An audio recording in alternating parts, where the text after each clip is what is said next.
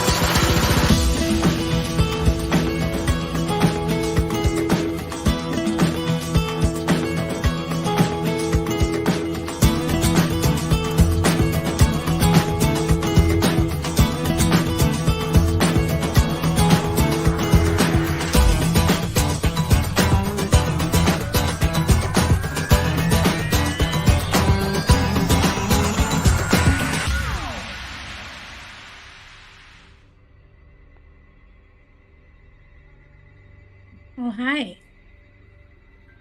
How are you? Welcome to our domain. Mwah, ah, ah, ah, ah. Mwah. It's Halloween. The spookiest day of the year. Yes. Also my favorite day of the year. Drinking some blood of my enemies. It's true. I'm over here just drinking hot girl juice, by the way. Because you are a hot girl juice, girl. That's perfect. That's perfect for you. I didn't know that they made a drink especially for me, but I guess I did. I have a hard time. You see how you have to get that in there? That's pretty tricky. That's why I have a straw for my other drink. Get that right up in there. See, I was smarter with this one. Yeah, I also did the straw because I'm like, I'm not messing up this fucking makeup. It took forever. What? Happy Halloween, my friends. It's been a long time. How are you? I'm so good. It's been a good week. I love Halloween. It's like, as Leigh-A mentioned, also my favorite holiday. I love dressing up. It's so much fun. And so many people on the roads today dressed up. It's amazing. That's awesome. Yeah. I'm a big fan of Halloween too. Yeah. Kind of took a chill this year. I have this challenge in that I'm not in the Halloween mood unless it's cold. And it hasn't gotten even chilly yet. No. It did rain today, but it was like warm rain. so like it like there's something in me that like my put up Halloween decorations like trigger does not hit unless it's cold outside. And so the Halloween around here, at least at my house, is pretty light. Yeah, living in Texas will do that for you. Yeah, I mean, but some years it's cold. Some years it's actually cold. Oh, really? Like, yeah. Like the first year we were here, it was pouring and freezing. So, you know, it just depends. It's like totally random. But this year it's been just warm. It's been like 70 degrees until yesterday when it decided to go down to 30. Perfect in time for today. So awesome. That's awesome. Well, we are going to do some spooky stuff today, right? Yeah, we are. I am just along for the ride because you guys. Yeah, foldies. Are you guys up for spookiness or what? Should we show one or two foldy costumes before we get into the details? Let's see how everybody else looks. Some really amazing pictures from the team. Scroll. So the first one that we got was the amazing Pabara, professional old tongue speaker. And I think these are her coworkers. So she's pulling off her Red Aja vibes. I think they're the Spice Girls. They are the Spice Girls. Is that what they are? The Spice Girls? Oh my god, I totally be. missed that. That is perfect. You are right.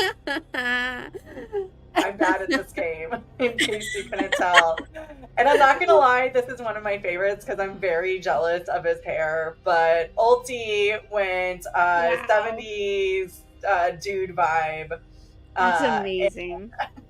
Some major curly hair going on. So, yes, anybody who wants amazing curly hair is jealous right now. Wow, looking fantastic. He should All keep right. that look If you forever. don't know, he's the neighbor guy from that 70s show. That 70s show. Okay. Oh, Yeah, so you remember Bob with the Yes. wife, Yes. Yeah. His mom or dad. That's Yes.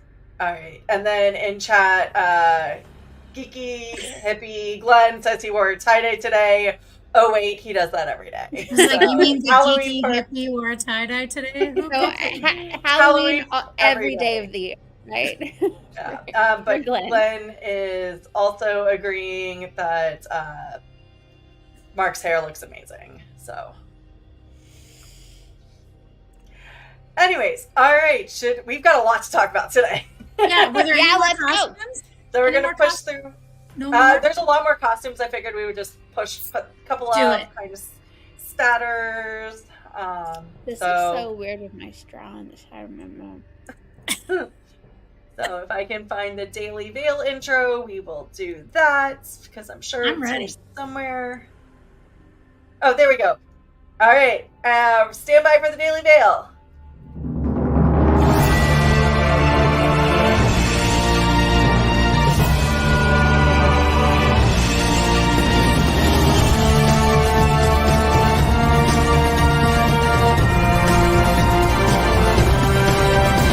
Dear brothers and sisters, It is time to cover up your face. for the wheel of time has news, and we shall dance the spears with it. This is the Daily Veil. All right, let's jump straight into it. So we've got another casting announcement that What Series was able to drum up. I have not read this article, so I don't know if either of y'all have. You want to talk us through? All right, go ahead. Yeah, so she's been in a few roles, some sort of like, DC character roles. She's been in Wonder Woman, Justice League, and Sandman, which I don't remember her, but it's been 2 years since I saw the Sandman, so I'm gonna have to think on that. I think people are, trying to figure out who could this person be, who could she be playing. So I don't think she doesn't have a name. She's just got it on her CV that she's playing in season 3. We know she was in South Africa with the Aiel and Age of Legends and Tenchiko scenes. So could be anybody at this point. So no name of her character yet, but man, I mean, she could be anybody. She's freaking gorgeous. I saw some speculation that maybe she's a Guinan. Oh, Ooh. that'd be pretty cool. Yeah, I mean that's that's quite a CV for a character like that. So I wonder. So it seems Probably like one of the more larger named characters. yeah, that's being a more introduced. prominent, maybe a reoccurring character, not just a season 3 character. Yeah. So she was one I just looked at the pictures because I didn't see the pictures before. So she was in, she's on the island where Wonder Woman's from. Spoilers for Wonder Woman. She lives on an island with all women. So she's one of the soldiers there. So Cool, Amazons. oh yeah, there it is. Thank you. amazing. Yes, the Amazons. Okay, yeah. She's Oh, perfect. 5'10". Okay. So on par with some of the other Aiel characters True. as far as height. Yeah, and if she trained as an Amazon, that might set her up for Aiel, having some of that Yeah. on-screen combat experience. Yeah. So maybe Arsulin? Maybe? That would be Wouldn't that be really cool? He's so young for Sulin, but they can do whatever they want. They can do what they want, right? Mhm. Yeah, I mean, I thought Sulin was only like in her 30s or something. Oh, she Did is? you think Sulin was older? She's Yeah, on like the older side of a warrior, but yes, she's not old. Yeah, I'm sure yeah. for 18-year-olds, 30 seems old. Right? And some almost like Egwene in the books was 16 or something when they started out, Yeah, right? exactly. So That's Hey, so very cool that exciting. they got like a trained fighter. Oh man, more fight scenes with women. I'm so But bummed. yeah, well, I'm so bummed. actually, like Agina does fight, so Yeah. So she actually saves Elaine and Nynaeve, so that would also be kind of. What if she was like just randomly like Selusha? Yeah, that'd be cool. I wonder, but Selusha would come over with 2-1. Anyways, Yeah. But maybe Tuon's coming early. Who Maybe. knows? We don't know. We don't know We shit. don't know what they're doing. mhm. Either. I don't know how they're All right. smashing it all together. Should we get to our next piece of news? Yes. Sure. So we got a picture from our favorite Gleeman, Aw, Tom Bomb. who, as What Series points out, uses a quote from Andrel in his description on his Insta. And the Insta says, Wheel of Time with the prayers hand symbol. Small things were important. Seconds were small things. And if you heaped enough of those on top of one another, they become a man's life. That's so What is time? sweet. Which, of course, launched lots of conspiracy theories that Angela and Tom might be combined. So, That is so weird. I will No. say, if two characters, like Tom's done a whole bunch of crazy things, has like a huge, vast background, as does Andrel. Although Andrel, like cutting him out. Anyways, what do you guys think? I could, you know, I think that's a lovely quote and just like a beautiful sentiment taken out of context, just, you know, like maybe alluding to how much Wheel of Time has affected Alexander William, Mhm. which I think is beautiful, but potentially that's what it is, or potentially it's an Andrel quote. I honestly am not the biggest Andrel fan. Like, I could take him or leave him. I'm gonna be honest. Like, I love Pavara, but Andrel doesn't do much for me. So I don't know. It's What? How dare I would be you. fine if I don't think he's like all that integral to the story, and he doesn't necessarily. I don't think need it he's either. integral to the story because he came in so late, but I do find like that part of the books exciting. Like, I love what he does. I love that he's just kind of like this nondescript guy with some background that nobody really knows, and he just does stuff that's not like, he's not huge in the power, right? But he does one thing and he does it good, and it just like proves Yeah. that even if you're not like superpowers in this situation in the battle, that you can just do one thing and make a difference, right? Like, Yeah. it is a weird placement, you know, just to have a new character at the very end, but I enjoyed him. I thought the scenes with him and Pavara were great, and Mhm.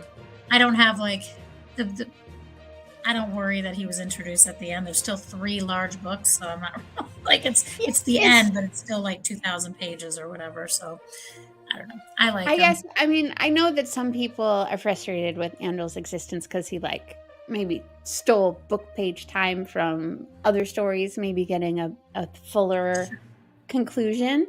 And that doesn't really bother me. I guess for me, he just felt gimmicky, Mhm. you know, and I didn't really emotionally connect with him, so like his shtick just felt like a fun, like, I don't know. Well, and I'm sure we could go on and on about Andrel, but it's a haunting night, and we've got so much to get through still, so put a pin in this. Maybe we'll discuss Andrel later. But I don't think Tom and Andrel are going to be merging. That's kind of I don't think so either. That wouldn't make sense. Because Tom's a badass. Yeah. So we've got one more bit of news that we're going to put up on the screen, and then Amisa's going to give us some rundown of other things. So I also didn't read this, so if somebody else wants to talk about it, go ahead. I can talk about it. So this is the Bulldog Awards. This is the British Television Awards. And so Wheel of Time is nominated in the VFX category against about 6 or 7 other shows. I think most of them I've never seen, but like Crown Season 6, Earth, The Lazarus Project, Life on Our Planet. So there's a few of them in there. And so this is just a nomination for the VFX work. So that's pretty cool. That's cool. I feel like the awards, I don't remember, in November maybe. So shout out to VFX teams for Wheel of Time. That's pretty awesome. That's really cool. They deserve it. They did such a good job. They totally deserve it. Hope They they deserve win. a lot of things. I hope they finally win something. Yeah. I mean, not as much as Sharon, but they still deserve it. Yeah, Sharon definitely deserves it. 100%. All right. Then Amis, we've got some stuff that we're just going to talk through really quickly. Yep. So everybody knows JordanCon tickets going on sale November 2nd. That's this weekend, by the way. Remember, the hotel already went live. So if you didn't get your hotel room, do that first because they usually sell out pretty fast. Still buy a ticket, of course, to JordanCon. It supports them. It's their membership fee. It gives you free food when you're there, gets you into the con. It's really great. Super fun if you can go. So I hope you all can go. Other news. So we had New York Comic Con a couple weeks ago. There was no Prime Wheel of Time panel, but there was a couple Prime panels. And within that panel, there was a montage of a bunch of top Prime shows, and Wheel of Time was included in that. So we've all been speculating on when we're actually going to see something. So just announced today, hot off the press, CCXP in Brazil happens in December. Hush hush, there is a Prime panel. Nobody knows what it's going to be, but we're pretty excited that Wheel of Time might be there. They've been there almost every year for the past few years. So it's pretty cool that, and this is the CCXP 10th anniversary. So you can imagine that it might be kind of big. So I'm really crossing my fingers. If we think we're going to get a spring release, we might get a teaser or a clip from the show, or maybe they'll have like a bunch of new cast members up in the panel, something like that. So keep your eyes out for the CCXP Twitter account's really good. They don't really update their website very much. They mostly put it on X. If you follow Kevin Angus, he is actively tracking it. He actually reposted immediately after you sent us saying it, and reposted his like conspiracy theory about when things are going to be released, and this is like tracking right along with that. So you don't have to follow CCXP, just follow Kev Angus. He'll notifications. But if you were following the fandom news like in the last few years, CCXP had the biggest Wheel of Time display of any of the cons in like the American cons, whatever. Like this was the con that had the giant like Amerlin seat kind of recreation thing that people could go and like sit on and take pictures.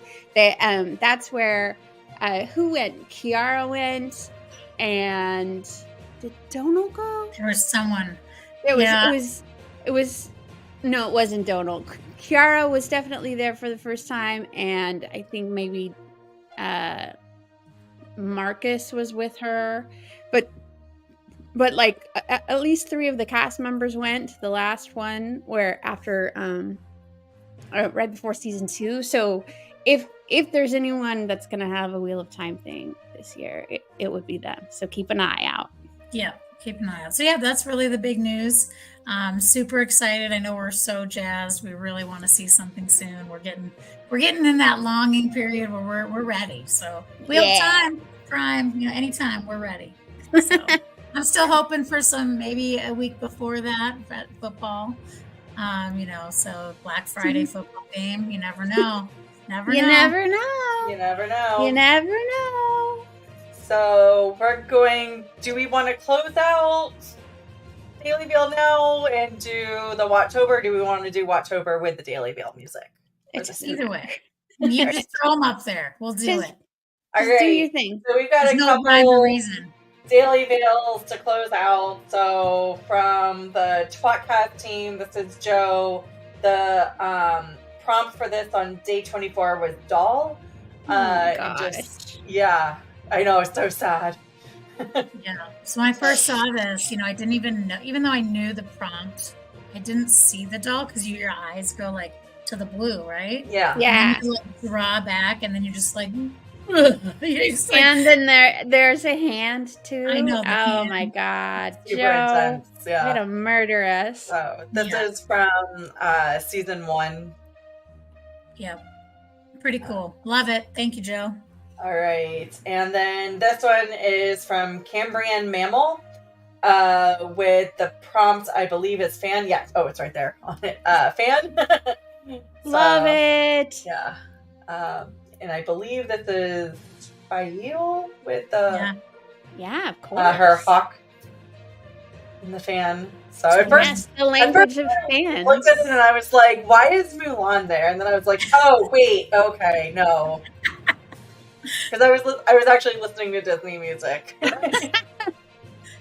Hard to transition. Yeah, exactly. No, this is the language of fans. So good. That's and then our elder Spud Monkey recapped, like he did a self-portrait of when he went to Butt Rock, because he actually did make a pilgrimage to Butt Rock last year. Oh my gosh. So he decided to draw a picture of it, and the Butt Rock is right there. It's so good. Yeah. And if you haven't been following his watch over submissions every day, there may or may not be a hidden butt rock in every single one. Can you find them? There's a butt in every one. It's the hunt for the butt. It really is. I really do look for the butt. And this year he's included the word, the prompt word in it. And actually, I feel like I found the word before, and now I can't. Oh, the word fan. Yeah. Yeah, he's doodled it. I can't find the word fan. So if you can find the word fan, good for you. Because I can't find it. But like I said, we're moving on to the next one. So, Cat Angus, are we shocked?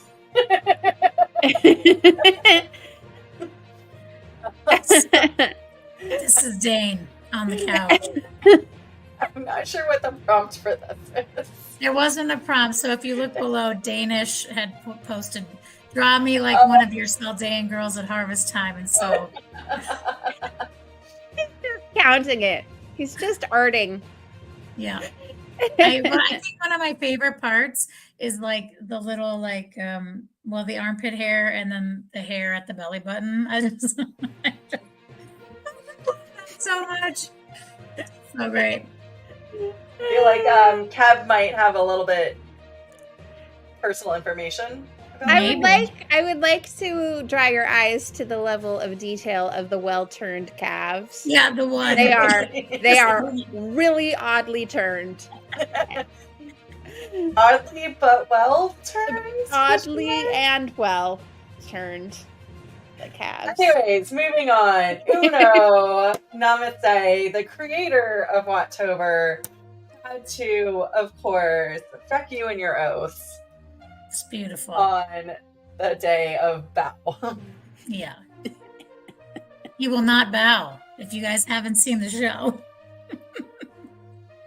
Love it.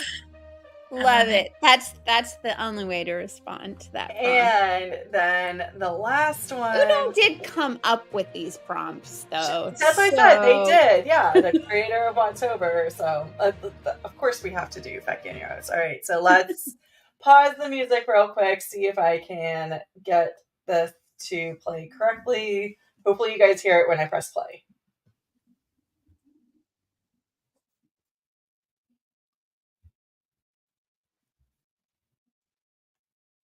I don't think we're hearing it.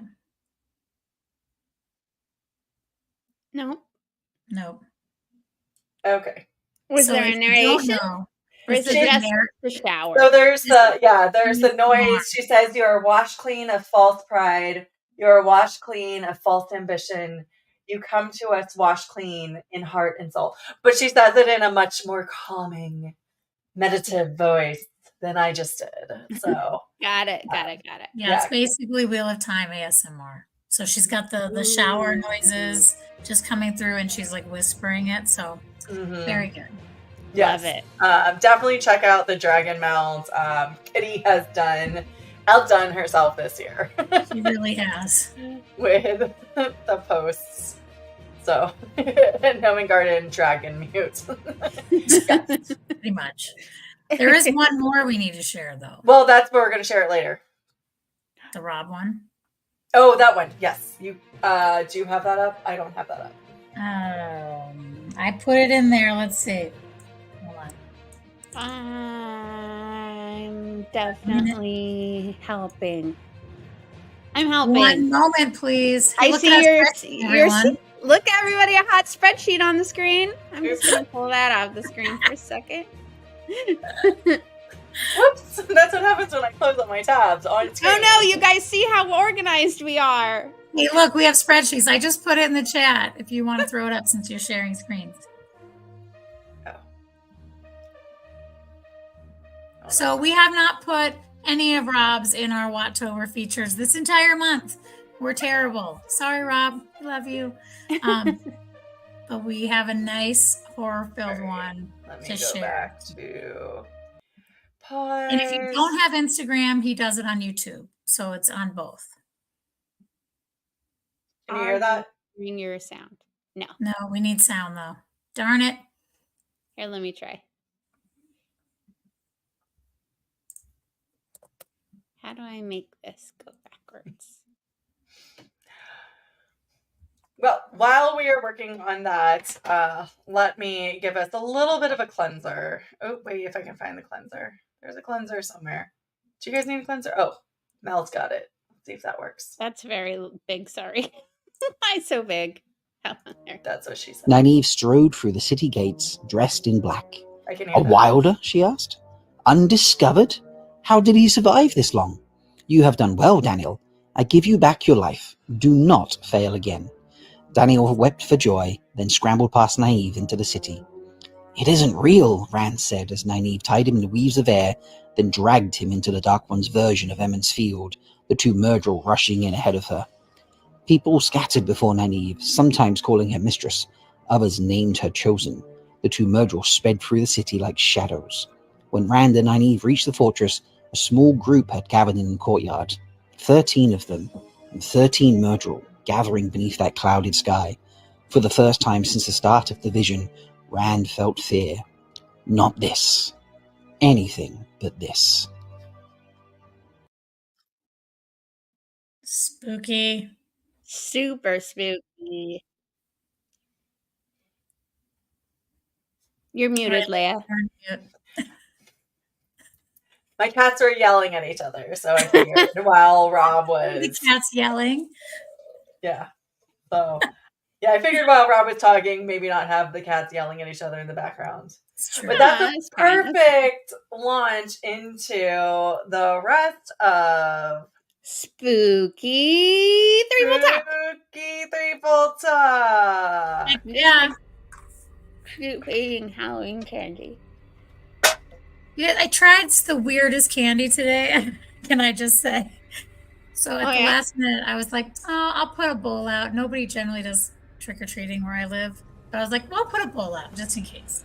And so I got this ghost something Kit Kat candy, and it's like cinnamon toast is the flavor. Ooh. That's what I thought. And then I was like, it's so weird. It's weird. So now I think I have to try another piece to make sure. Maybe it's just me. I don't know. But it was the weirdest Kit Kat. Anyway, I'm going to share that. Really weird flavor. Cinnamon toast, which I love. Didn't taste like cinnamon toast. Interesting. Oh, Glenn came up with the name for today's show, by the way, ladies. Ah, I love it. Creepful Talk. Perfect. It's perfect. Welcome to Creepful Talk. Perfect. Wait a minute. Are you calling us creepy? You're creepy. Creepy in a beautiful way. I mean, Winter's Lady did say my face was very disturbing in the most beautiful way, so. Which I very much appreciate. Should we do a close-up on our costumes real quick? Sure. All right, let's see if I can do this. There's me. Hi, you. Love it. I love that gray, by the way. Thank you. I've had this hairspray for forever and decided to just use it. There's also a glitter one in it. Yes. Oh, and there is a glitter one also. Oh, that's so cool. I just realized I don't know how to sparkly. switch to the next person. We'll figure it out. Wait, go back to group, maybe? Maybe. You did it. And then let's see. Nope, that just went back to me. Mel, you press the button and see if it does you or just me. This button? I don't know what button. This button? Nope, that's you. Just keep pushing that button. Shit. Keep pushing it just a little bit more. I should. Just one more time. How about this? Yay! So creepy. I'm so creepy. But cute at the same time.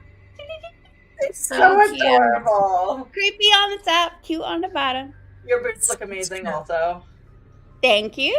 Thank you very much. Look, it's us. Hey, it's us. I don't know how to make that go away. Do that one. All right, now we're gonna spotlight the goddess. Hopefully. Woo! Bow down. What's on your arm? My snake made of gold, obviously. Amazing.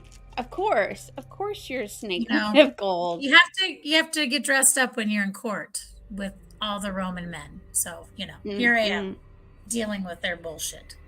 So, here we are.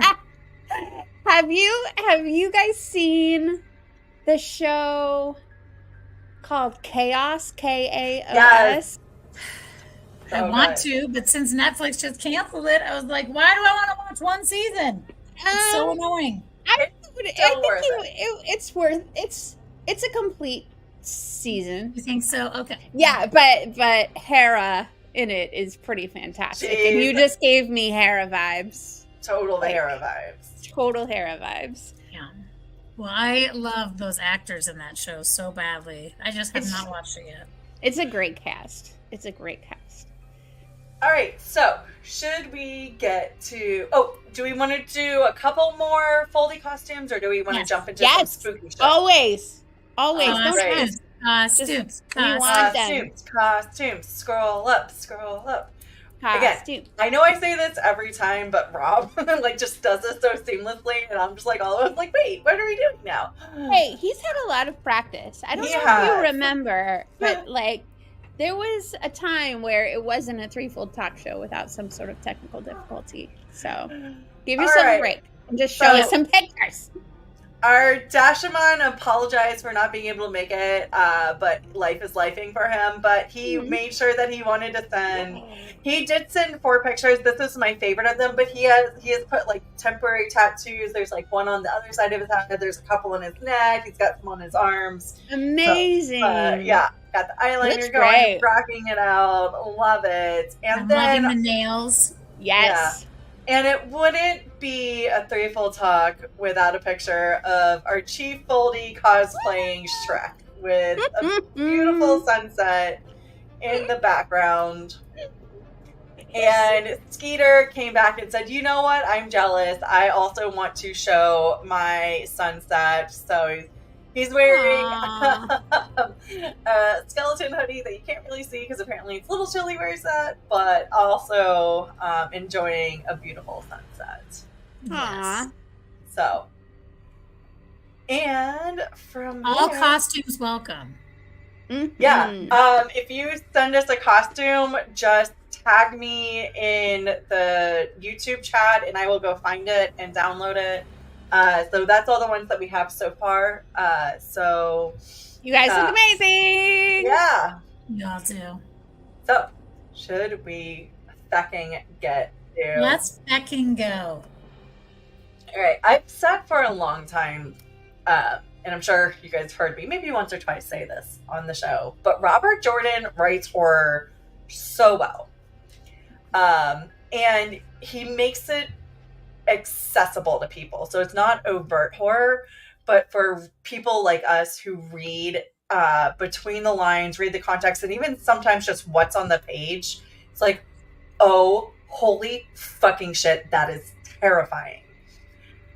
So we reached out to our favorite people, the Foldies, and asked, what are some of your favorite horror scenes? And you guys came back. There are 37 entries, some of them doubled up. Like multiple people said the same things. And then some of them were just like, everything Mashadar, everything in Shatter Locust. So, which is a lot. Hinterstaff, Block Party, anyways. Yes. Winter's Lady, yes. Hinterstaff was a very popular, also very long entry. So, yes, double up, ha ha ha. Thank you. Mm-hmm. No, it's double up. Come on. Sorry. Come on, get with the program, Leigh-A. Gotta know my references. I'm with you. I'm with you. Got me? Oh, yeah. Fuck you guys also. Yes, 37 in a row. Yes. Love you. We have stamina, guys. The Foldies have stamina. It's true. So we've got a mixture of passages, comments, and show clips that we're going to go through. So what do y'all want to start with? Do we want to start with a passage? Do we want to start with a show clip? I don't know. There's so many good ones. Were there ones that were doubled up like a lot that we want to talk about maybe? There are multiple. So Mel, let's start with go to the Word document with because you actually thought this was one of your favorites as well. So it was a comment that was submitted by both Dana Lou Zool and Silverbow Reborn, and again also Mel specifically requested this. So it's the changing rooms, which has happened multiple times throughout the books, but we narrowed it down to a specific room swap that I think very much expresses the terror. So Mel, do you want to read that? Yeah. Do it. All right. This is from The Gathering Storm. It was hard to comprehend that this quiet evening had turned into a trap that nearly killed Liana. If even the ground itself could not be trusted, then what could? Egwene shook her head, too tired, too sore to think of solutions at the moment. She barely noticed when the floor tiles turned from gray to a deep brown. She just continued on into the tower wing, counting the doors she passed. Hers was the 7th. She froze, frowning at a pair of brown sisters. Melindhra, a Saldaean, and Nagain. The two had been speaking in hushed whispers, and they frowned at Egwene as she passed them. Why would they be in the novices' quarters? But wait, the novices' quarters didn't have brown floor tiles. This section should have had nondescript gray tiles, and the doors in the hallway were spaced far too widely. They didn't look at all like the novices' quarters. Had she been so tired that she'd walked in completely the wrong direction? She retraced her steps, passing the two brown sisters again. She found a window and looked out. The rectangular white expanse of the tower wing extended around her, just as it should. She wasn't lost. Perplexed, she looked back down the hallway. Melindhra had folded her arms, regarding Egwene with a set of dark eyes. Nagain, tall and spindly, stalked up to Egwene. "What business do you have here at this time of night, child?" she demanded. "Did a sister send for you? You should be back in your rooms for sleep." Wordlessly, Egwene pointed out the window. Nagain glanced out, frowning. She froze, gasping softly. She looked back in at the hallway and then back out, as if unable to believe where she was. I got shivers. Oh, man! Can you imagine, being in that scenario where, you think your mind is, you think you've just had, a mind bleep, and then you realize that the entire world has rearranged it around yourself? That's freaking terrifying.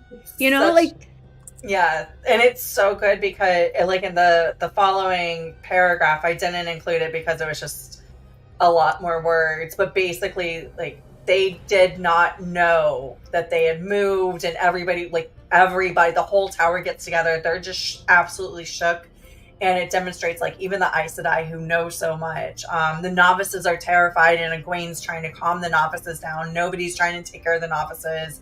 It's just like a total freak out moment of like, what the fuck is going on? Yeah. That's just, and it's like what you said earlier about Robert Jordan. One of the things he does in those horror moments is he just writes them and he lets them sit and like kind of like percolate in your brain. Mm-hmm.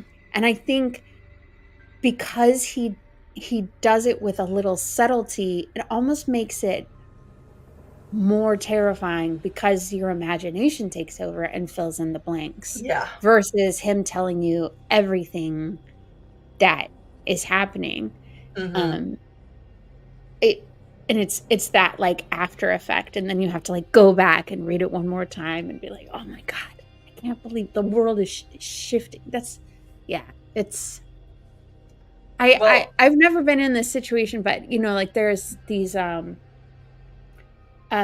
like the land is shifting in California, and there's like this town where like literally the streets suddenly like break apart, and then they have these huge fissures in the middle of the street. I feel like it would be like that, like, or like a sinkhole. All of a sudden there's just a hole where there used to be a connection. And just like you have no control over it. There's nothing you can do about it, and that's why Growing up in Florida, sinkholes where it just like like entire whole areas just collapse. Well, and even before this, earlier in the book, Elaine she's walking through her palace, and she's just confused. But then they start realizing, and she has the thought process: what happens if somebody gets trapped in a room with no doors? Yeah. And they can't travel. I think somebody at some point in the books does get trapped in a room with no doors and does have to, like, at least is able to travel out. But can you imagine? Just like the room has moved, nobody knows where you are. It's like an avalanche where you're just buried and people are just trying to find you. Oh, and no, thank you.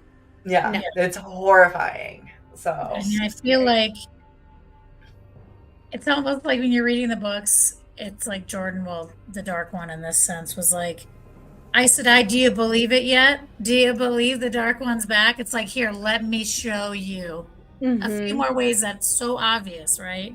It's just like, okay, you're dumb. Let's just show you what's happening. So I love that. It's like it's just in their face now. Like they can't avoid it anymore. Yeah. Oh, so scary. Well, and this is in the same exact chapter as when Egwene's visiting Lyanna, and her floor just turns into this like wax that Lyanna is sinking into, and Egwene's like screaming at the white or gray Aja babysitters, minders, like, get her! Oh my god, like, pull her out, use your power, like, get her out of this. And they're like, what? Because she's fork rooted and she can't help her. Yeah, so and Lyanna's fork rooted and Lyanna can't help herself. Yeah, so it's like this whole chapter of bubble of evils, so freaking that are like crazy. Like I'm getting chills thinking about it. It's like so terrible, like back to back, these crazy, horrific things. It's such a. I think it would be really. I just had a thought. I think it would be really interesting to like figure out if you could chronologically map like when someone has used balefire to like a bubble of evil somewhere else, because this is very much a, you know, they never really dig into like the specifics of why they're so terrified, like in the Age of Legends, why they stopped. They don't because really it starts unraveling. They say it starts unraveling the pattern, right? Exactly. And so this feels like a very concrete example of the pattern unraveling, but they never like pair them up explicitly. So the first bubble of evil, hypothetically, is when Rand is in Faldara and he gets caught up by that wind and land almost stabs him. So at the beginning of the Great Hunt, I don't think anybody, when they were fighting Agenor and whatever the other dude's names, not Bethalzamon. Wow. Yeah, that dude. Whatever the other dude is. The guy who's like got really crunchy gross old face. Yeah. Yeah. I don't think they use balefire then. But the next time you really see a bubble of evil is after Moraine uses it against the Darkhounds as with Perrin as they're heading to Tyr, and then at the beginning of the next book there is that massive scene, which was also something that was recommended for us. Again, like we just aren't going to be able to do it tonight because it is it's like 3 massive sections but 3 massive bubbles of evil against the tavern. So it's interesting, Mel, that like I'd love somebody out in Randland to go go do that research. It'd be That's good for fascinating. a Brown Osher research project to try and like map up balefire versus bubbles of evil. Bubbles of evil. That would be interesting. Cool. All right, next. Should we do one of the clips? Sure. Ooh, which one are we going to do? Well, we're going to play this first one, the line 23 on our sheet. Look at us using spreadsheets. No. Sorry, that's not line 23. Line 25. Winter Night. Yeah, the first scary show stuff. Yeah. Were you guys expecting Winter Night when you read the books for the first time? Like, did you think that was... I don't remember. Well, in the books it was kind of like we just saw the aftermath, right? Like we didn't really... Yeah. I mean, we saw the Trollocs attack Rand and Tam. And then we just heard about the fact that they attacked everyone else too. Yeah. But all right, let's do it. As soon as I think in the show, as soon as they started dancing and stuff, I was like, oh, I think we're gonna get like this for real. It was as soon as people started getting married, I was like, it's going down. Let's go. So let's see if we can relive this moment where Matt loses his sisters. Where are the girls?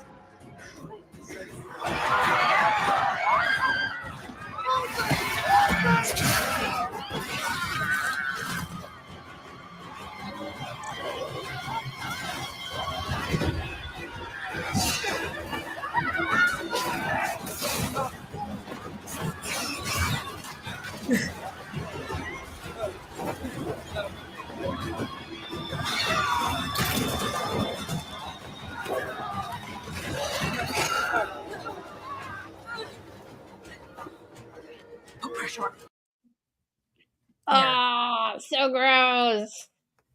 Just eating people. It's fine. Just stabbing them. Oh, man. Go ahead. Oh, I was going to say, I love the way that they shot the whole Winter's Night scene. It was just like jumbled camera angles, and it's just kind of like dark and confusing, very much fog of war. But yeah, to go from this joyful scene to all of a sudden, like, somebody got an axe thrown, like, hanging out through them, and then what the fuck is attacking us? The thing I was gonna say is I almost wish like I almost wish I didn't know it was coming and didn't know that this was gonna be like I want to go back and be a first time watcher without knowing anything about what was gonna happen, like without knowing how Trollocs are terrifying, because like I love the surprise reactions to people seeing Trollocs for the first time going at people. It's pretty great. Yeah, I think it's interesting too, because when you read the books, you get the horror in the prologue. The show watchers like have no idea. Like they don't even know that there's monsters like that. You know, they have no idea. You know, yeah, they don't know what to expect, and it's so fun to watch their reactions. Like it's so joyful to see them freak out. Yeah, about this. Absolutely. Yep, I love it. Love it. Love it. Love it. It's the best. Okay. Okay. We're gonna we want to do another Gonna clip. pour one out for Barney while we got him, because I miss that guy. Speaking of Barney, let's put him on the stage. Let's give him a little time. This is Shadar Logoth.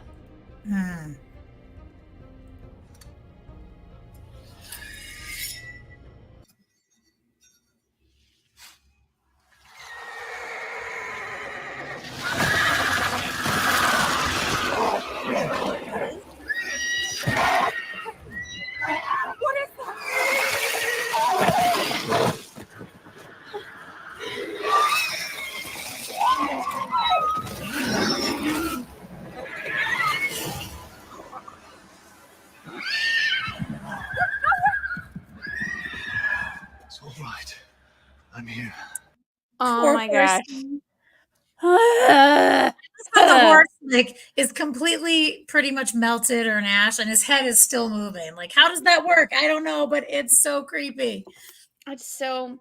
I wish that scene wasn't so dark because I want to know like what actually happened to that horse, Right. because it almost looks like he got eaten alive by like a cluster of bugs, but I don't know if that's what they were going for, or if Mashadar was just like infesting it and like melting him. I don't know, but it was. It was like it took all the meat and just left like ash from the bone. Oh my gosh, so creepy. That is so creepy in the books. That whole first it's kind of like this weird comical, not comical, but like kind of cartoonish, with what's his name, and then it just gets creepier and creepier. Like oh, it's like here, little kids, here's some candy, and then all of a sudden, you're like, get the fuck out of here! Yeah, it is so creepy. Yeah. When you get all the warnings ahead of time of Moraine and Lan being like, yeah, don't touch no. Oh my gosh, this is the worst thing we can do. It's our only fucking option. Like, we've got bad choice number 1, bad choice number 2, bad choice number 3. They're all bad choices. So let's choose the one that is maybe least likely to kill us. And they go through all of that and they escape okay. And then the callback, 6 books later, with the Aiel who gets trapped there. Oh my god. Gosh, and then Leon, Leon. Oh my god. Oh man. Yeah, totally terrible. So, and I loved how the show interpreted all of it and made it just as horrifying on screen, even though it wasn't the fog, but it was still just I remember watching that and it was just I can't imagine what my face looked like. I almost wish I did a first a reaction video, because I was just what is going on? Holy shit, this is terrifying. Rand, get the door open, Rand, get the door open. I'm sure I was screaming at the TV. So that was ridiculous. That part was just freaking Rand, screwing it up already. Right. Shocker. What was that comment about? Was that from Pavara, the one about Mashadar versus Machin Shin? It was somebody requesting Mashadar and Machin Shin, and let me scroll. Charlie. Oh, it was Charlie. It was Charlie. Yeah. Basically appreciating that the show made Machin Shin and Mashadar different things. Yes. Not just creepy, not just two different creepy fogs. Yes. Yeah. And they definitely did. Definitely. All right. We got a couple of people that they were more just general comments about things that were funny. Or, sorry, scary, not funny. I guess on Spooky Day it's funny, not scary. Elfwitch said, whenever Rain goes to a new place and his tavern nature makes people die from weird shit, but that's balanced by even weirder shit happening, so someone is saved. It's all really creepy. So, yes. Yeah. Very much agree. The wheel attempting to balance things is definitely creepy. And scrolling past Big passage. Do we want to make Speed do the first part of the Semirog passage? Sure. Yeah, go for it. Mies, do you want to read that? Since it was your Sure. favorite? Favorite, yes. No. It's my favorite torture in the whole My book favorite series. torture. Now, I probably say a lot of these words incorrectly, just so you know. Wouldn't be me if I didn't. But this is Lord of Chaos, Chapter 6. This was frightening for me when I read this. And Zool also mentioned this one too. So I will read the first passage. This is long, so bear with me, friends. I will say things wrong multiple times. All right, so here we go. Semiraj let the iron-bound door close behind her. One of the glow bulbs, salvaged from the great lord alone knew where, flickered fitfully, but they still gave better light than the candles and oil lamps she had to accept in this time. Aside from the light, the place had the intimidating look of a prison, rough stone walls and a bare floor, with a small, crude wooden table in one corner.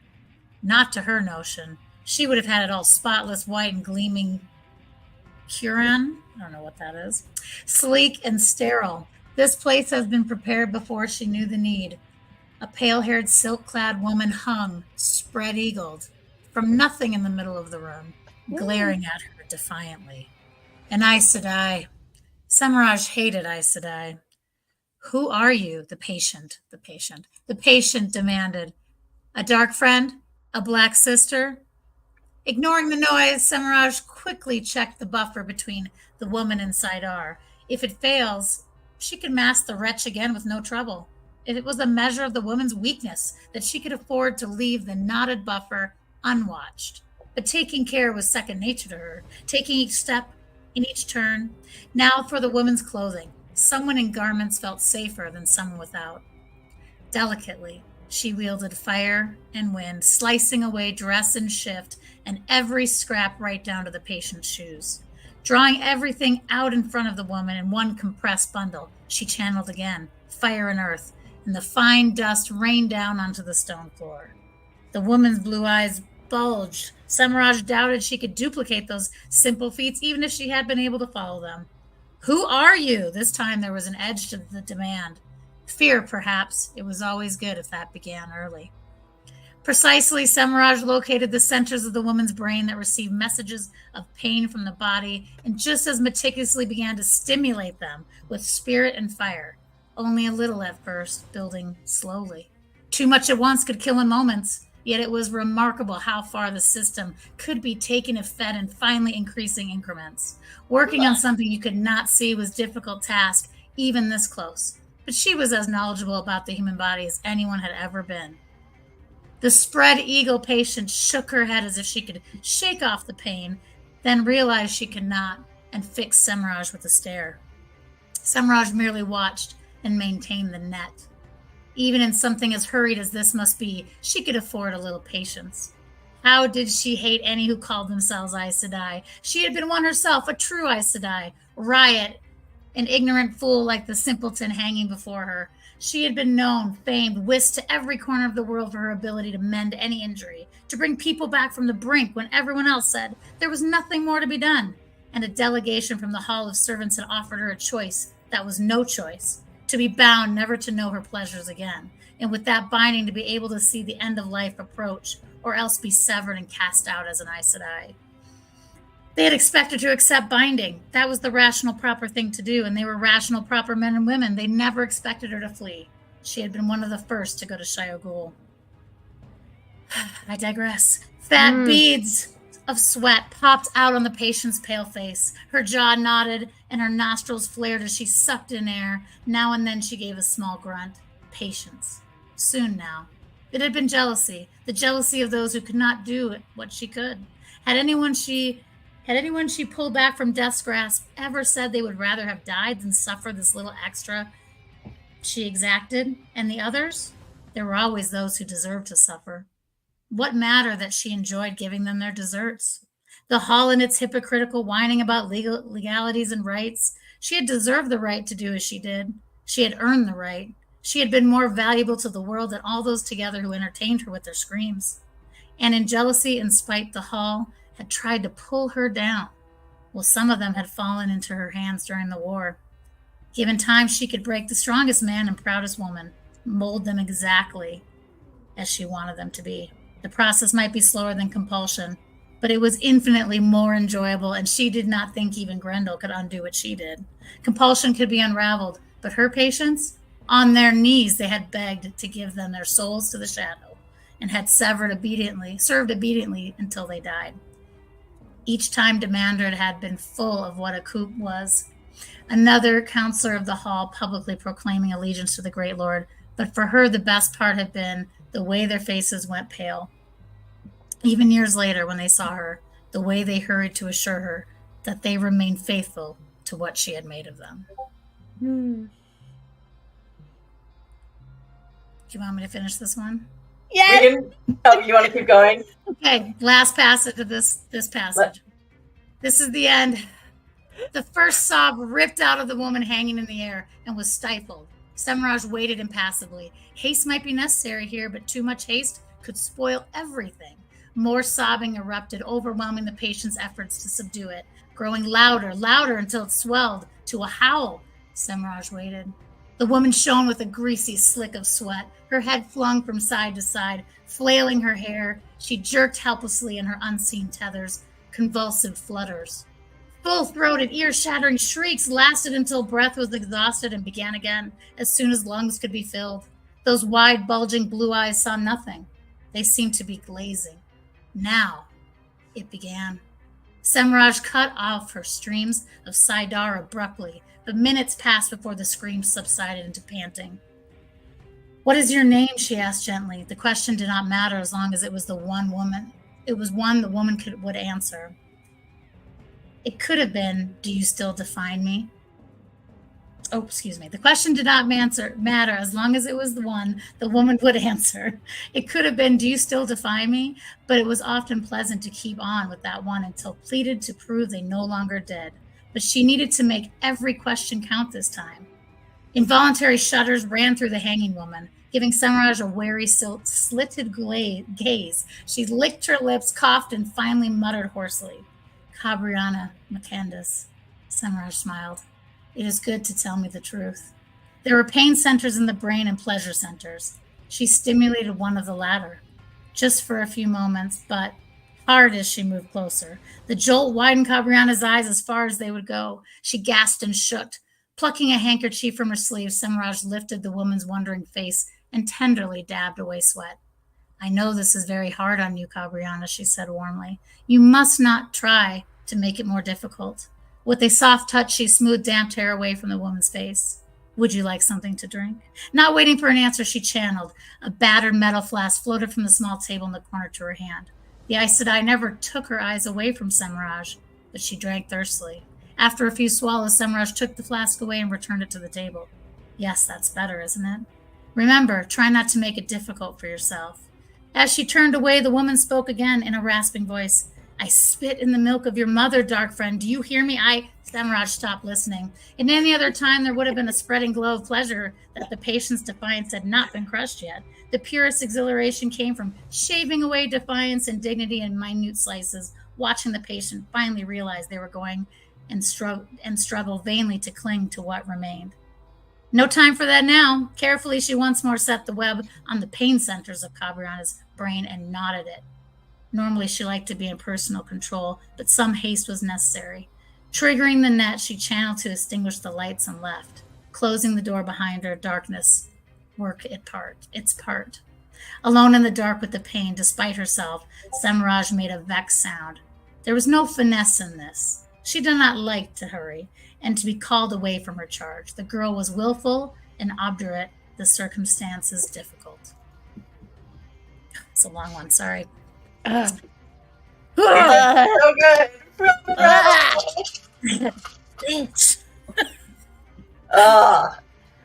I think it's the worst. Most passionate way about it. The worst. About it. Oh, she's the worst. Her single-minded focus on that. Like, how does a person end up that way? That's so weird. Well, and she doesn't even call them her victims. It's her patients. It's her patients. She's learning from them. Yes. Like, she's treating them like a doctor. Science. So, yes, it's in the name of science. So strange. Yeah, I included a lot of that backstory, so that's why it's a long passage, but understanding, like, Grendel, Nomengarden pulled it out. The compulsion couldn't even be unraveled. Like, compulsion can be unraveled, but what Semirhage does can't. And then just, like, people who, in the Age of Legends that she tortured, always became faithful to the dark side. And just, like, she was very effective, and it's horrifying.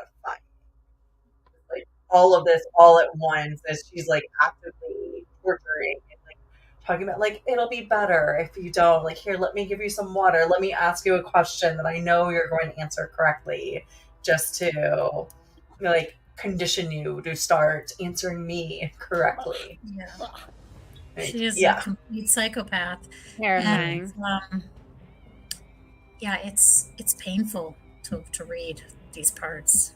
And so fascinating at the same time. You know, it's like people love watching crime shows and they love, you know, reading about why murderers do the things they do. It's this, it's not it's not black and white. What do you think Robert Jordan researched to come up with some?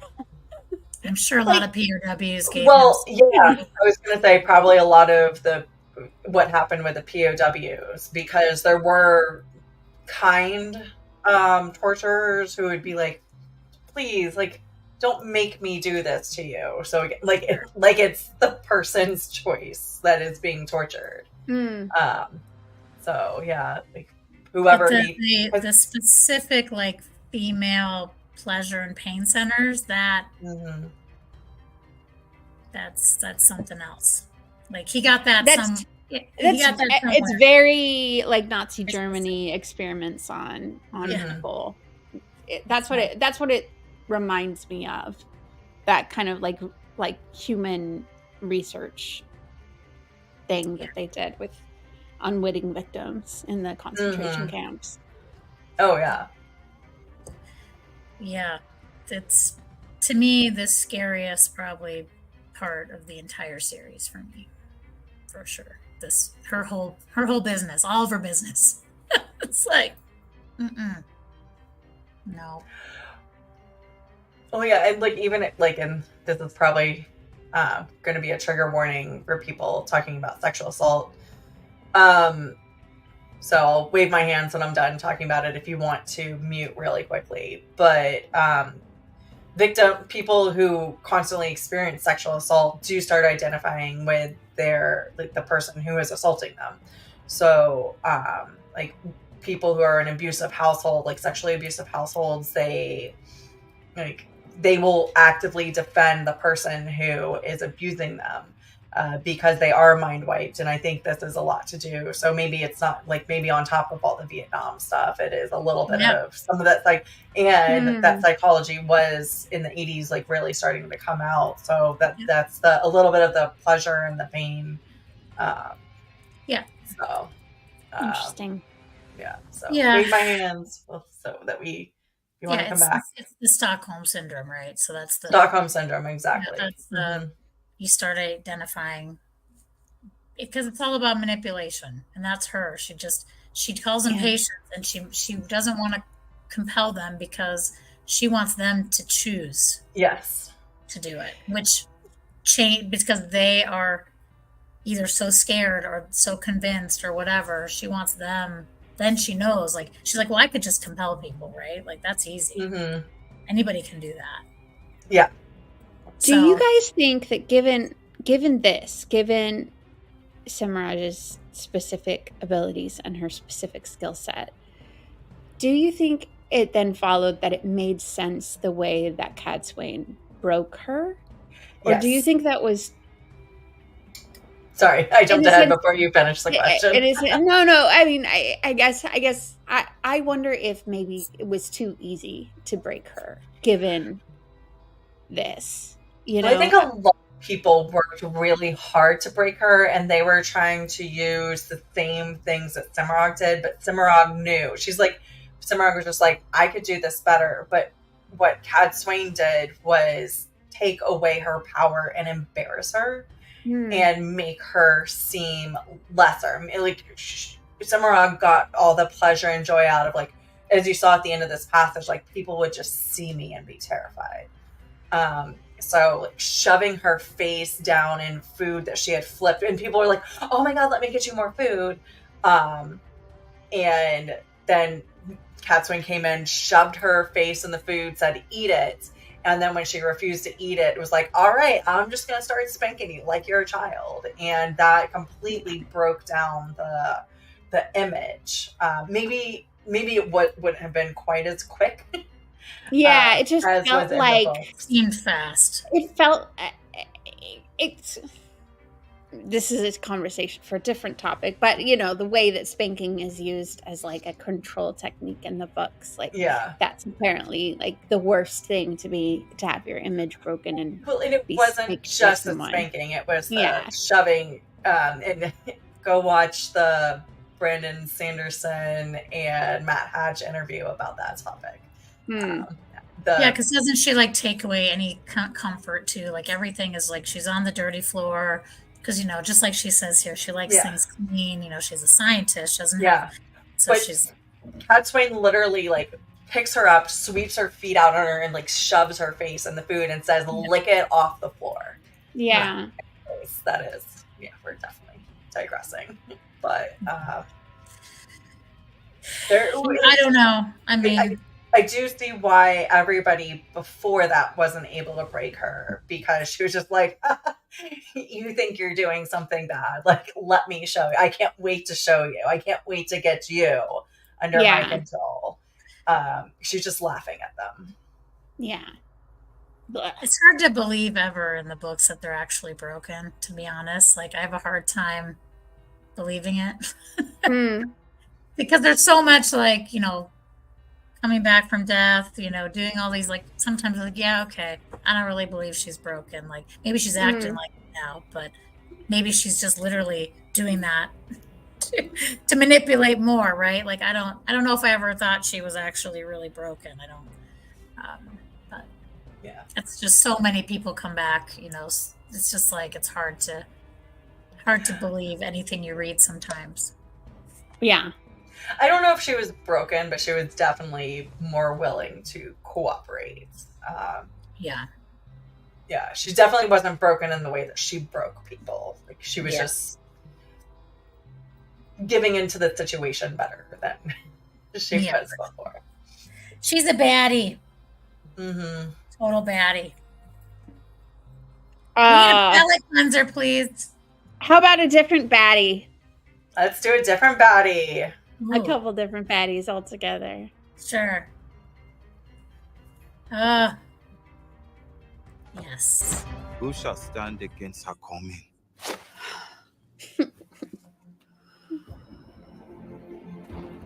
The shining wall shall be.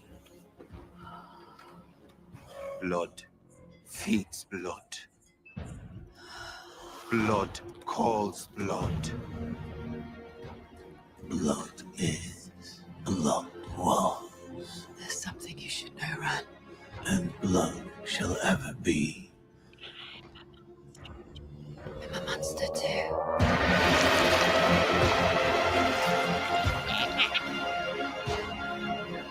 I'm a monster too.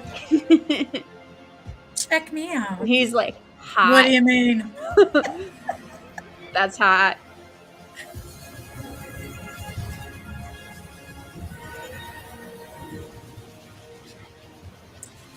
Well, Rand, if you don't know by now. What's happening? If you don't know me.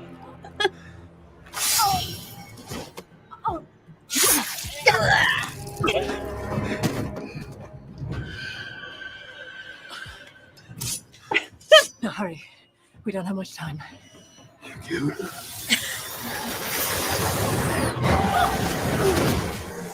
He's so dumb. He's so dumb. He What is a dumb so- boy. He's like, wait, I was supposed to get laid, I think. Wait. I'm She not was sure. about to power fuck me. So that was submitted by, who was that? That submitted Library addict. that. Yes, Library Addict. Thank you, Library Addict. He was submitting it for the stab and the slit of the throat, right? So, Yeah. Such a good scene. And just like a lot of like, what the fuck is going on? What the fuck is going on? But all back to back. I think the build up to that reveal was really well done. Yeah. Really well done.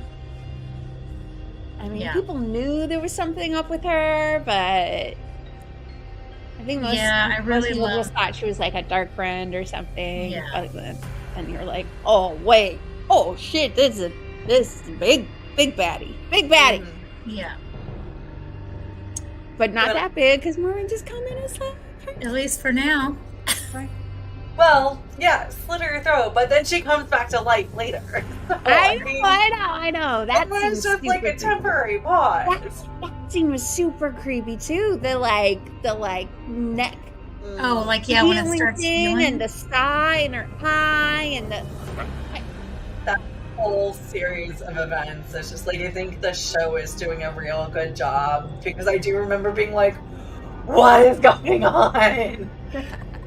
It was amazing. But also picking up on that complete horror aspect. I think the show, everybody complained, not everybody, a lot of people complained that the Forsaken in the books don't have quite as much teeth as you'd want like these ultimate evil bad guys to have, and the show right now is doing a really good job of giving them like really big fucking teeth, and we've only seen 2.5 of them. Yeah, 2 and a little bit. 2 and a smidge. Yeah. I mean, I'm all for the Forsaken being more scary. For sure. Mhm. Yep. I'm excited. But yeah, that's the scary part. Blood feeds blood. Love that line.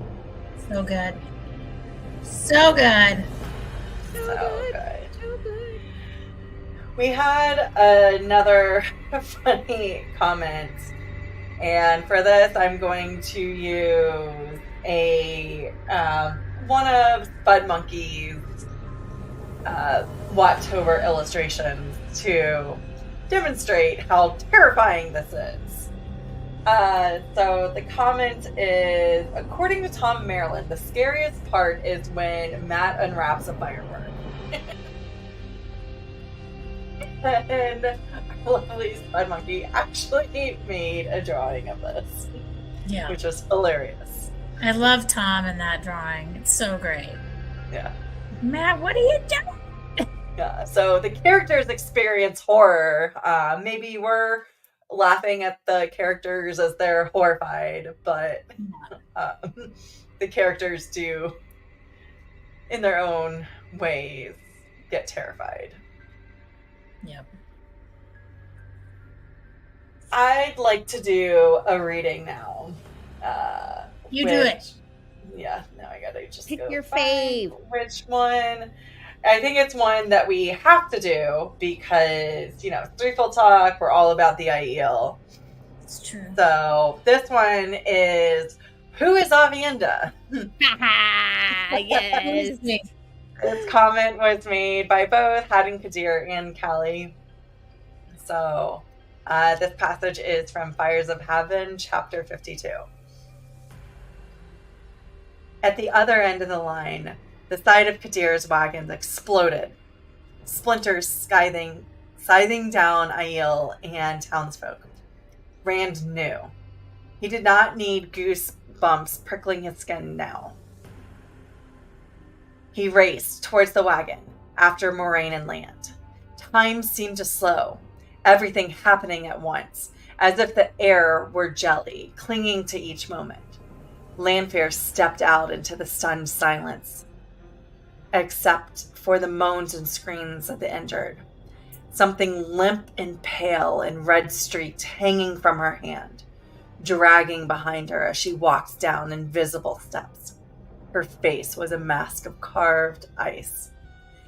"He told me, lose Theron," she almost screamed, flinging the pale thing into the air. Something caught it, inflated it for a moment into a bloody, transparent statue of Haddon Kadir, his skin removed whole. The figure collapsed and fell as Lanfear's voice rose to a screech. "You let another woman touch you! Again!" Moments clinging, all happening at once. Before Lanfear reached the stones of the quay, Moraine lifted her skirts higher and began running straight towards her. Quick as she was, Lan was quicker, ignoring her shouts of, "No! Lan!" Sword coming out, long legs carried him ahead of her, color-shifting cloak waving behind as he charged. Suddenly, he seemed to run into an invisible stone wall, bouncing back, trying to stagger forward again. One step, and as if a giant hand had smashed him aside, he flew 10 paces through the air, crashing to the stones. While he was in midair, Moraine jerked forward, feet skidding along the pavement, until she was face to face with Lanfear. It was only for a moment. The Forsaken looked at her as though wondering what could have gotten in her way. Then Moraine was flung to one side so hard she rolled over and over until she disappeared beneath one of the wagons. The quayside was in turmoil. Just moments since Kadir's wagon erupted. Yet only the blind could not know the one power was being wielded by the woman in white. Along the docks, axes flashed, cutting ropes, freeing barges as crews desperately fended the craft towards open water and flight. Bare-chested dockmen and dark-clothed townfolk struggled to jump aboard. In the other direction, men and women milled and screamed as they fought to pass through the gates of the city. And among them, cat and sword-clad figures veiled themselves and rushed towards Lanfear with spears or knives or bare hands. There could be no doubt that she was the source of this attack. No doubt she fought with a power. They ran to dance the spears regardless. Fire rolled over them in waves. Arrows of it pierced those who came on with their clothes in flames. It was not as if Lanfear battled them, or even paid them any real mind. She might have been brushing aside gnats or bite-me's. Those who fled burned as well as those who tried to fight. She moved towards Rand as if nothing else existed. Heartbeats only.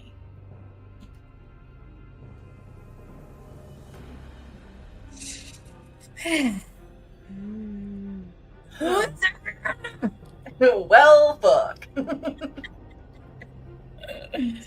So scary. His skin was peeled off. Ew. Ew. That's fucking ew. But like, how satisfying, right? You guys have done it. You guys have tried to peel the orange and keep the skin completely intact without ripping any bits off. Like, she did that with a human. It's pretty impressive. And I bet she was like, oh yeah. That like get final, disappointed. that final, Yeah. you know, when it like popped off finally, I bet she was just, yes.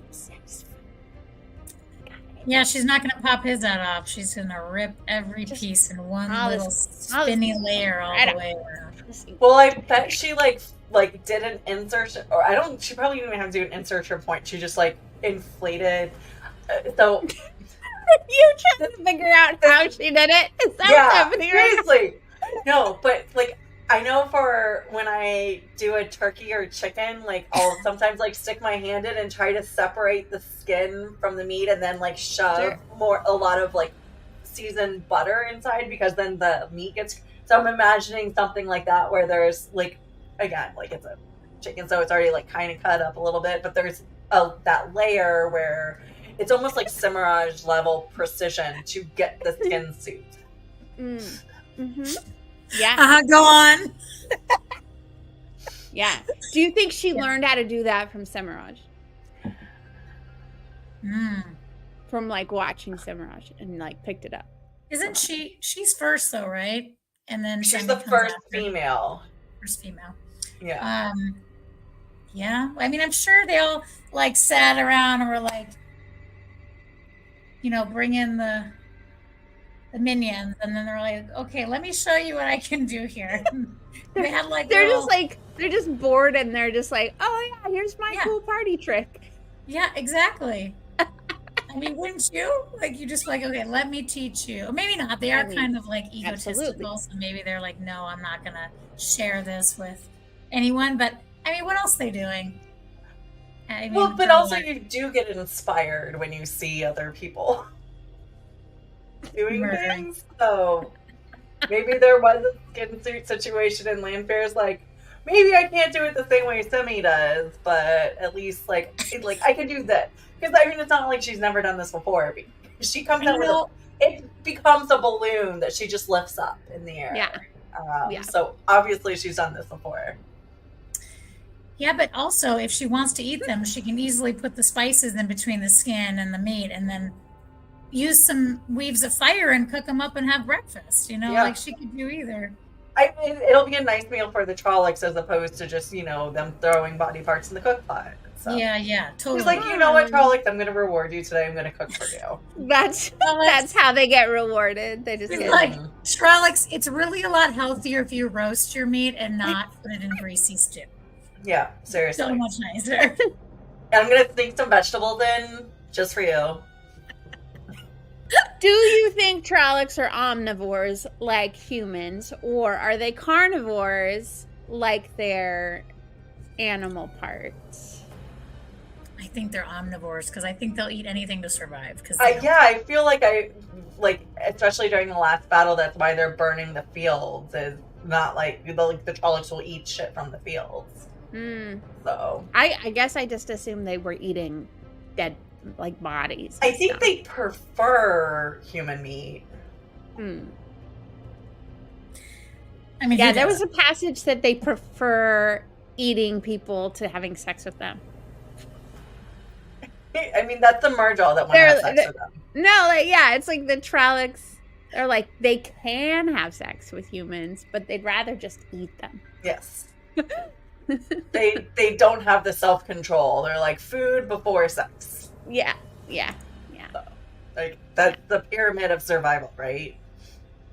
Yeah. You don't really have a sex drive if you're hungry.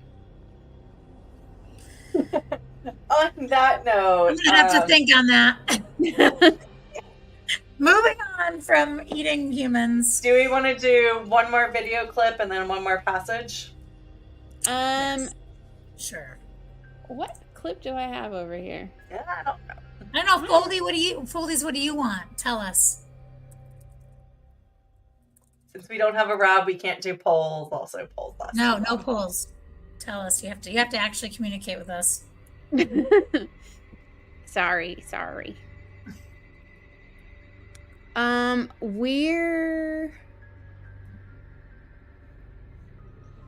The only other clip I have is the Lan and Maureen Murdraw scene. Yes, let's do that one. So I have that, which is so creepy. Yeah, that was. And the reason we have it is because who was it? It was who brought it up? Zul. Was it Zul? Mm. Yep, it was Zul. Yep. Good job, Zul. Murdraw and the fact they can appear out of any shadow. Yeah, it is really, really terrifying. So, I mean, I'm sure you guys all know the scene we're talking about at the end of the first episode of season 2. But, not having, set the scene, Maureen has no power. But she knows what Murdraw are capable of. And yet, she, basically has to, take a gamble that the shadow that they're gonna come out of is that she just basically got lucky, because if it had decided to come out of the shadow on the other side, she would have been oh my gosh, yeah, right, she just I guess put her faith in the light or whatever it is, you know what I mean. I have to say, out of all the scenes they added, I like this one. This is a good one. This is. I think it also demonstrates the terrifying nature of Margel. Like, we just had that little bit with them in season 1. And they just where- sat on the horse, really, right? Yeah, they scream with that, like, in the teeth. Yeah, and but the thing with the family and Matt and the see, that's dagger and poor little Brigitte. That's true. Well, that's but it also, it was just like, it was so, that was all so short. So just like the This is a terrifying. loss. Yes. Yeah. So let's do it. Let's watch Let's it. do it. Let's do Let's it. do it.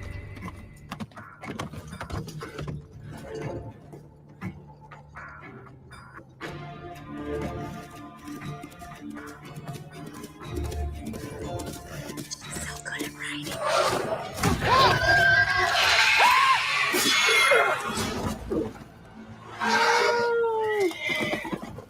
Real deep. Run, Alfie, run!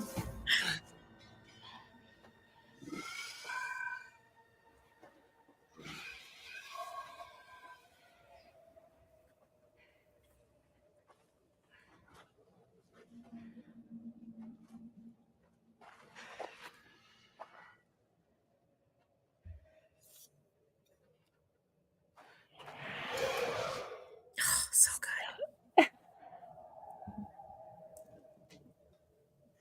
I'm still nervous, and I've seen this so many times. Which fold are they going to come out of the rock? Can you imagine if Aiel had this ability? We would be unstoppable. I know. That'd be amazing. I mean, we Fourth do. age. You never see us coming, but Fourth age.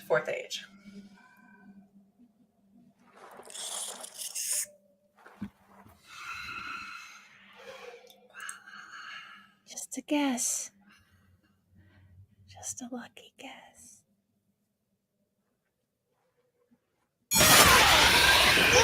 Don't scare me.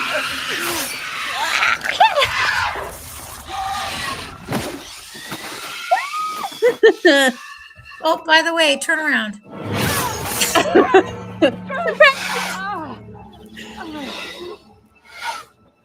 You know, I'm watching this next part.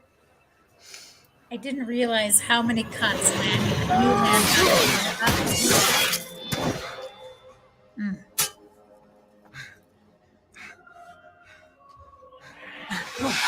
Yes. Let me just borrow that. Yeah, let's get that shadow blade. Where are they?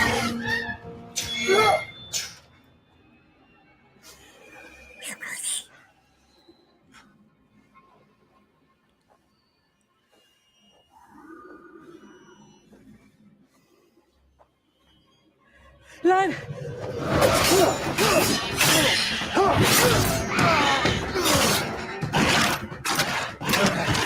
That part is nuts.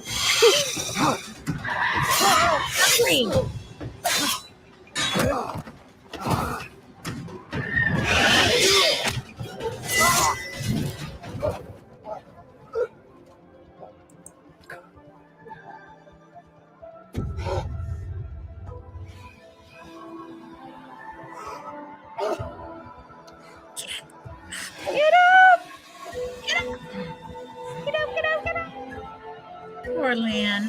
I know. He's It's like so hard. the one on the side, man. Ugh.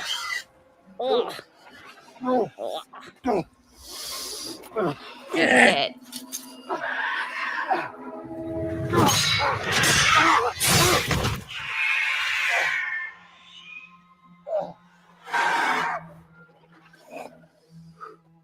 Aw, he's so desperate for her. Can't do anything. I know. In the books, do the Fades ever like bite anything? I don't know. They fight remember. during battle. No, bite. They do. Fight? Bite. Oh, fight? I don't think they fight. Well, please let us know. Do I they don't fight? remember them fighting. No, they just use their swords. Or Thakandar swords. So good. So good. So good. You know what I miss? I miss their sexy Melindhra lips from season 1. Do you remember those? Those are like, Mm-hmm. Oh yeah. they had like Yeah. the really like, Yeah. I like those sexy Melindhra lips. They made like the teeth even scarier. Like these ones, you just see their teeth all the time. Yeah. But maybe it was too cheesy for other people, but I thought it was hilarious. All you can see were like these liposuction like lips, and the hood. You couldn't see anything They else. got Botox. Yeah, they got Botox, Melindhra Botox. The Botox goes all the way down the face to the lips. Right. It's all smooth. They don't have any wrinkles. I mean, Yeah, I just one of the challenges I have with the scene is it's very dark. So it's almost like it's almost too dark to actually really like see what's going on. But it's almost like blinking. Like I think they kind of did it on purpose. Like you don't.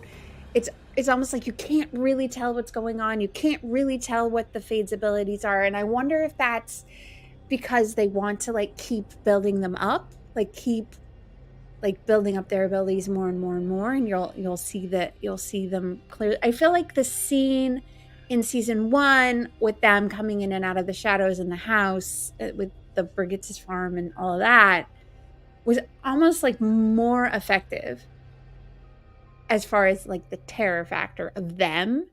Like I feel like in this scene, obviously you're more worried about like Moraine and Lan and their like relationship, and the Fades are just an adversary. But in that first season, they're like terrifyingly a more build up. So when you see what Fane does with the Marjol nailed to the door, which also horrifying, another terror scene was recommended.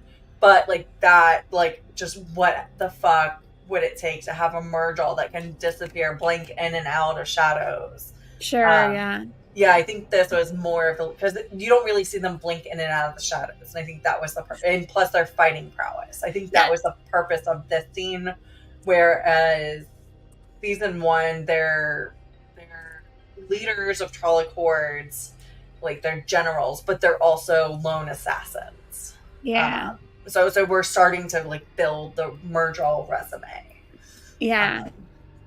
Like getting slow pieces. Yeah, at first I was frustrated because I thought, oh, well, they didn't film this very well, or I couldn't see this. But then I was like, oh, if you've ever walked out at night with no moon and you can't see shit, like it's almost as if you're having a very similar experience to both of them. Like you can't see anything either. Now, maybe that's not what people want when they watch TV, but I really felt like I ended up watching it on like 3 separate devices, settings, like different settings on my TV, and it did end up more clear, but like it was dark and I didn't really mind it, honestly. So, well, there's been several things that they filmed it in that like very low light where it's kind of the fog of war. So I know I use that term a lot, but it is important. So when you can't see, you're just like, it builds up your anxiety. Whereas if there was more light and you could see it, there would be less anxiety. I would argue that in this case, it took me out of the scene because I was frustrated because I couldn't see what was going on. So there's a balance, yes.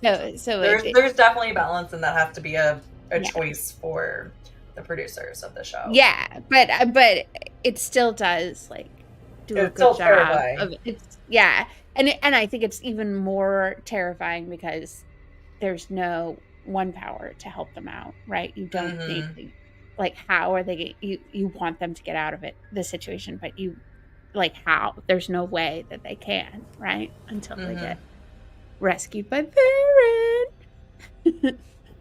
All right, I've got one really quick passage, and then we have a special outro for you guys tonight. Yes. So this quick passage kind of covers multiple buckets, and this is one of those.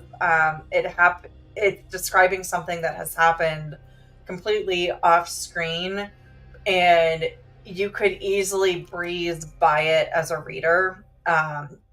Unless you take a minute and pause to think about it. So this comment was given by Haddon Kadir. It's from A Crown of Swords, chapter 19. I'm not going to tell you what it is about. You're just going to have to fucking figure it out as we go along. I'm glad you came, he said suddenly, still staring at the ceiling. I've been sitting here all alone. Alone. He gave a bitter bark of a laugh. Herod Fell is dead. No, she whispered. Not that sweet little old man. Her eyes stung. He was torn apart. Rand's voice was so tired, so empty. Idrian fainted when she found him. She lay in a stupor half the night and was nearly incoherent when finally roused. One of the other women at the school gave her something to make her sleep. She was embarrassed about that. When she came to me, she started crying again, and it had to be Shadowspawn. What else could tear a man limb from limb? Without raising his head, he smacked a fist down on the chair arm so hard the wood creaked. But why? Why was he killed? What could he have told me?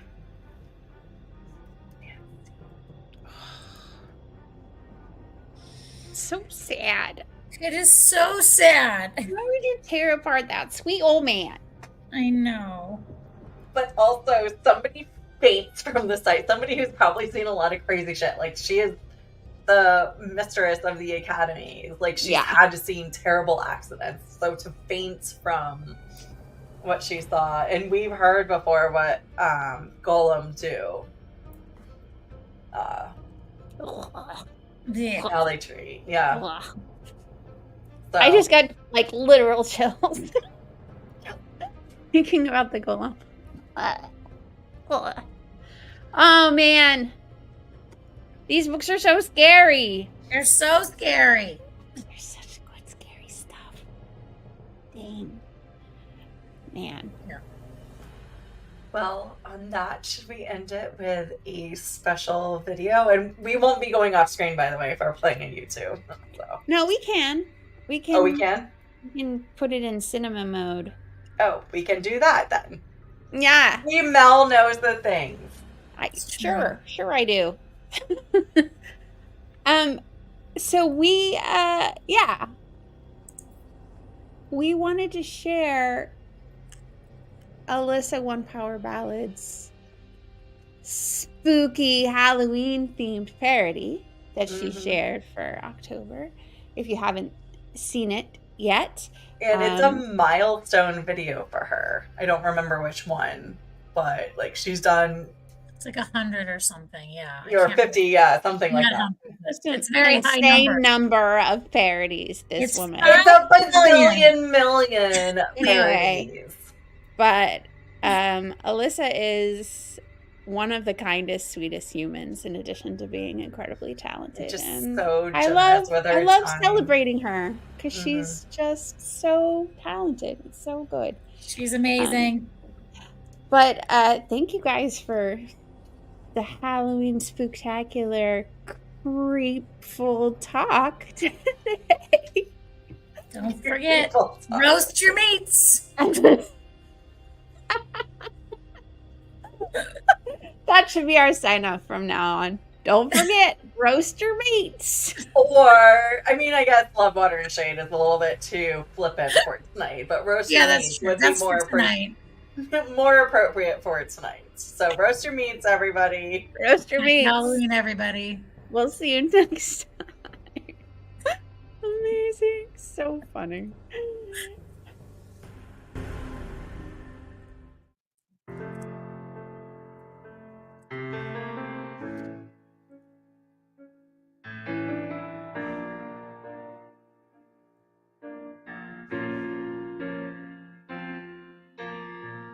Dark One and all the Forsaken are all bound in shale ghoul, but seals are crumbling, and it seems that anymore that isn't true. There's no pretending. Look and see, the world is ending. The names my mother used to frighten me to get me to behave were only legends, what we thought, but now they've come back from their graves. They weren't dead though. How foul-headed that we thought so. We made some foolish mistakes, thinking the world was just fine. I feel them stirring awake, and our worst nightmares alive. The dragon has been reborn. Is that a blessing or curse? They're walking free in the world, and I don't know what is worse. Oh, dreams shaken, lives taken. No one is safe from the Forsaken. Agonor creating monsters with a twisted expertise. Mogideon is spinning webs while Grendel breaks men's minds with ease. That handsome Ravine, the musician Asmodeus. The samurai, the sadistic torture. Samuel short, Bilal exists. Masana draped in shadow, and that lecher. Both them on, and then betrayer of hope. We made some foolish mistakes, thinking the world was just fine.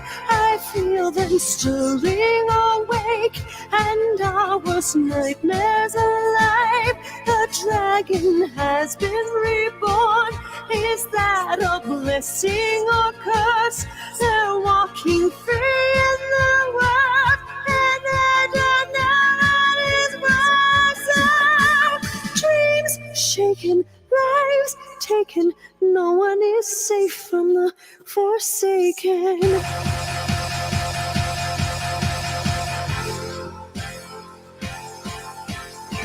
I lay me down to bed, but terror fills my head, imagining I'm being flayed alive by demon dread. But nothing chills my spine upon the midnight chime. The blood calls blood, the daughter of the night, she walks again.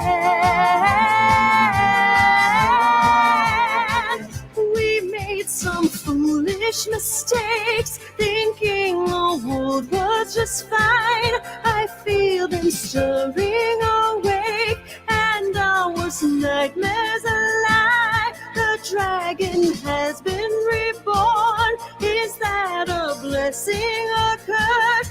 They're walking free in the world, and I don't know what is worse. Oh, dreams shaken, lives taken.